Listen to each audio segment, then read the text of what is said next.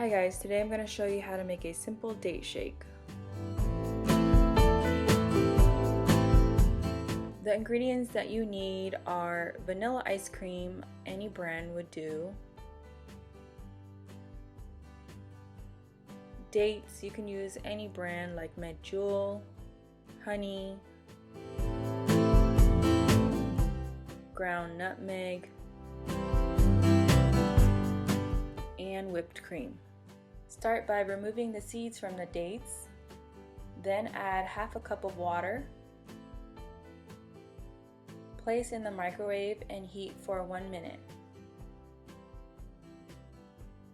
In a blender, add the dates along with the liquid, 2 scoops of ice cream, 1 tablespoon of honey, and 1 teaspoon of nutmeg. Blend together until smooth. Then pour into a glass or a cup and top with some whipped cream and ground nutmeg, or you can also use cinnamon. That's it. Enjoy!